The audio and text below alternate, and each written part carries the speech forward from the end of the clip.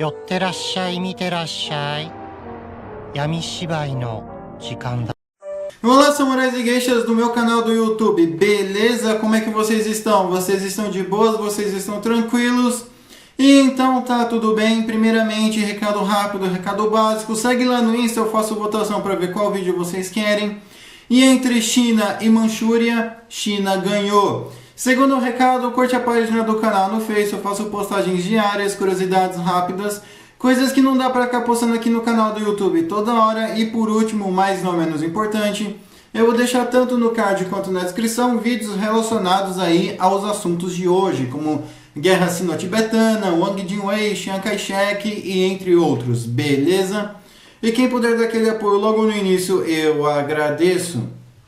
E bem como vocês estão vendo aí, hoje vamos falar sobre Mabu Fang, o líder muçulmano do Kuomintang, porque sim, né, para quem não sabe, tem uma clique que é a área islâmica aí do Kuomintang, e que eu já estou devendo esse vídeo faz tempo, então vamos que vamos. Mas não se preocupe que eu vou explicar como foi a vida dele, as guerras, as batalhas e principalmente como foi a situação dele depois do final da Guerra Civil Chinesa, beleza? Então vamos que vamos.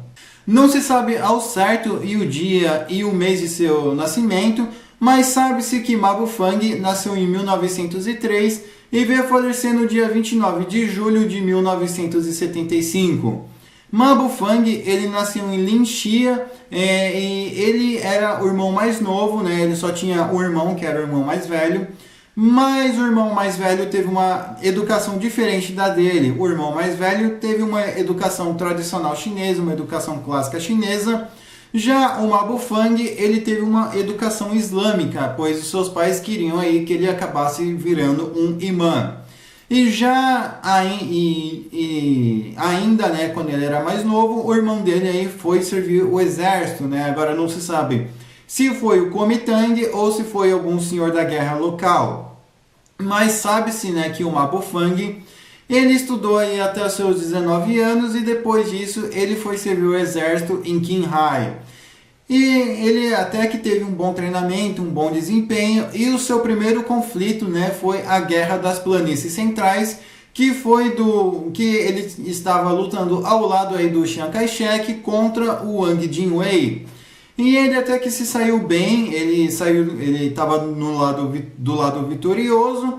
Então, beleza, né? Ele começou a curtir o exército, começou a se aprofundar no islamismo, né? E com isso, ir recrutando mais pessoas ali de Qinghai para que essas pessoas tenham uma oportunidade melhor. E, obviamente, todas elas muçulmanas, tá? Então, né? Novamente, em 1930 ainda, né? Tem um outro conflito entre a China e o Tibete. Mas o Mabu Fang, ele acaba indo participar desse conflito só em 1932, já fiz vídeo sobre esse conflito. Quando alguns tibetanos aí tentaram invadir Qinghai, então eles botaram aí um monte de tibetano aí para dormir, eles empacotaram um monte de tibetano. E não só isso, né, mas a partir desse momento a cavalaria muçulmana aí do Mabu Fang teve um destaque ferrenho, teve um belo aí de um destaque. Então, né, a reputação dele só foi aumentando e as coisas aí que ele fazia também, né, ele foi começando a se graduar mais no exército, começou a subir de patente, mas ele ainda não comandava Qinghai. Quem comandava Qinghai era o seu tio. E com isso, né, tempo vai, tempo vem, em 1936, sob ordens aí diretas aí do Chiang Kai-shek, o Mabu Fang, ele é chamado para combater um comunista chamado Zhang Guotao. E o Mabu Fang, ele até que consegue, né, dar um prejuízo nesse Zhang Guotao, que apesar desse Zhang Guotao ser comunista, ele era inimigo aí, ele fazia uma certa oposição aí ao Mao Tse Tung.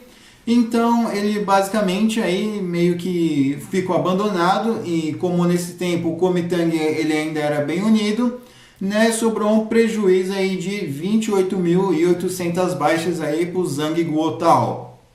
Com isso, ele basicamente teve um bom destaque. E a partir desse momento, né, o tio dele que comandava Qinghai foi substituído pelo Ma Bufang. Então o Ma Bufang pôde governar Qinghai e ele teve toda a autorização do Kuomintang Central, né, teve um aval direto do Chiang Kai-shek, do qual ele podia exercer todos os poderes na região, desde poderes civis até poderes militares. Mas o mundo não fica em paz e em 1936 também, né, alguns sabotadores japoneses já começaram ali a pipocar ali pela região, tentando fazer com que o Ma Bufang trocasse de lado, mas ele não trocou, né? Todas as tentativas foram em vão e já em 1937 é que as coisas começaram a ficar feias, né? Porque com o início aí da Segunda Guerra Sino-Japonesa, outros japoneses aí tentaram convencer Ma Bufang a mudar de lado, mas como ele era leal ao Kuomintang e ao Chiang Kai-shek, e principalmente à China, ele não trocou de lado. Então, né, muitos japoneses aí começaram a ir no Tibete, né, para tentar colocar o Tibete no eixo, literalmente, né, fazer o Tibete aí entrar em guerra contra a China. Então, o Ma Bufang passou a intervir diretamente contra os japoneses e contra tibetanos sabotadores. O Ma Bufang, além disso, né, ele pediu paz entre as etnias chinesas, muçulmanos, o pessoal, uigures, ruis, mongóis ali que estavam ali pela região, Hans, Miao, enfim, né, diversas etnias, para que eles possam fazer uma frente unida aí contra o Japão. E novamente, né, o Chiang Kai-shek ele fala pro Ma Bufang fazer alguns investimentos aí no Tibete, né, fazer algumas construções, ajudar ele para evitar problemas. Mas, ao mesmo tempo, também o Chiang Kai-shek pediu para deixar a cavalaria islâmica posicionada, a cavalaria muçulmana, posicionada ali na fronteira, para caso se os tibetanos tentar uma gracinha, já serem repelidos. Além disso, ele deixou um bombardeio estacionado, né, justamente para poupar ali um pouco aí do exército do Ma Bufang, mas caso necessário, né. E o Kai-shek e o Ma Bufang, eles estavam sempre em contatos diretos através de telegramas, então eles estavam sempre coordenados. Já em 1942, né, o Ma Bufang, ele manda as tropas, a cavalaria muçulmana, para as regiões centrais aí da China, né, como Tibete, não, como Xangai, Changsha, Chongqing, né, para deter os avanços. E ele manda aí através do Ma Biao, que também era um outro comandante muçulmano, esse aí que vocês estão vendo aí na foto. Então ele basicamente sim, né, consegue ter uma forma efetiva. Em 1942, né, ele e o Kai-shek se encontram pessoalmente. Então o Kai-shek analisa as tropas do Ma Bufang e o Ma Bufang estava com um total aí de 50 mil soldados de elite, e isso fez com que, né, ele precisasse usar esses soldados porque os japoneses estavam começando a adentrar ali aquelas regiões. Então, graças ao Ma Bufang, né, ele fez com que os japoneses parassem em Lanzhou, né? E essa resistência aí do Ma Bufang contra os japoneses foi vista aí de um modo extremamente heróico e um modo bem que basicamente alavancou ele. Depois da Segunda Guerra Mundial, né, que o Japão se retirou da China e etc., o Ma Bufang ele ficou aí basicamente, né, agora governando também Xinjiang. Mas não só isso, porque ainda né, já com a segunda fase da Guerra Civil Chinesa, ele e o Chiang Kai-shek, né, foram combater a rebelião de Ile, que fica no Turquestão Oriental. E isso era para tirar a influência soviética e a influência separatista da região, da qual eles acabam aí tendo uma vitória, né? Diversos soviéticos são empacotados, separatistas também.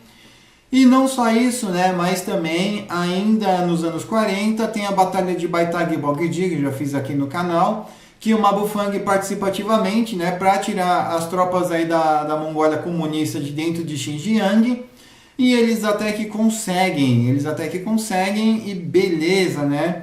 E em 1950, né, quando os comunistas tomam o poder, o Mabufang ele ainda fica até que os comunistas chegam em Xinjiang. E quando eles chegam em Xinjiang, o Mabufang ele acaba saindo para o Egito e declara uma jihad contra os comunistas, essa que durou até 1958, porque ele disse que ele jamais iria cair perante os comunistas e caso fosse cair, ia cair atirando, né? Não nessas palavras, mas ele ia dar cansaço aí para os vermelhos. E ainda no Egito, né, um fato curioso é que mesmo sendo leal ao Kuomintang, ele ainda conseguiu melhorar as relações do Egito com a China comunista, o que eu não entendi. Mas a questão é que logo em seguida ele acaba indo para Taiwan, né? Ele acaba indo mais precisamente para Taipei, onde ele passa, se estabiliza um pouco, né? Vê sua família e coisas do tipo. Aí depois ele acaba sendo enviado aí para a Arábia Saudita em 1957. Quando ele chega na Arábia Saudita, aí sim, de fato, ele chega como representante do Kuomintang, né? Um representante oficial de Taiwan. E ele leva sua família, mas ele fica nesse poder ali na Arábia Saudita até 1961.